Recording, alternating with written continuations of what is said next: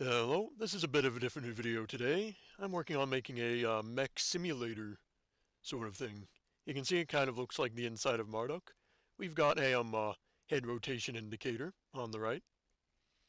On the left, we've got our steering indicator.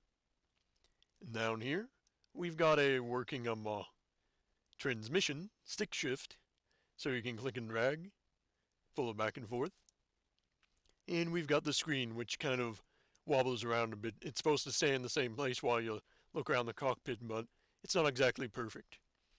So let's see about getting the mech going. You steer using the A and D key. That changes the steering direction and also changes where you're turning. So I want to go straight, put it all the way to the right. I start turning right. But I click and drag the stick shift backwards. And I press the clutch by pressing shift, and I go backwards. And also, I can rotate the head independently by doing that. So you can see I'm looking to the right, but I still travel in a straight line. So it is rather complicated, just like the actual mech itself, but it might be a fun thing to do to try to promote Marduk and my giant robots by having a simulator so people can have the experience of trying it out for themselves, but without having to be, near me and having to physically be next to the mech. So you can tell since I was the one who programmed this, I've got a bit of practice driving around. And there's also an airplane that flies around the world because this is originally a bit of code that I found stored on my hard drive in one of my old archives. So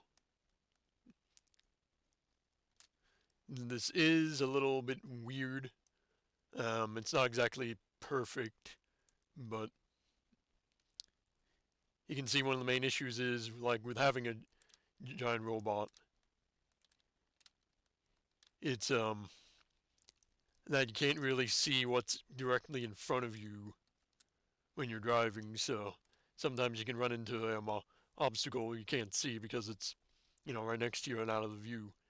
And this camera is set up so you're more or less level with Marduk's head where it should be, because a lot of FPSs tend to put the cameras in the middle of the chest. So I figured why not be a little more accurate when it comes to that sort of thing.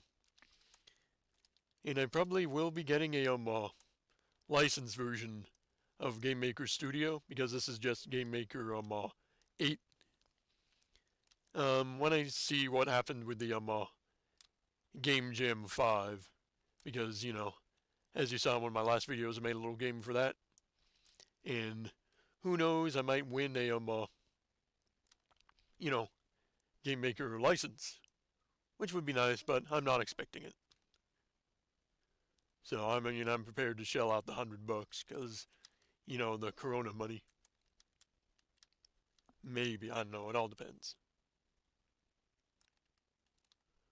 But thought this might be a little neat thing to show off and a bit of filler while I'm working on other bits of Marduk. So if you do enjoy my content, be sure to like and subscribe. And I will see you next time. Bye bye.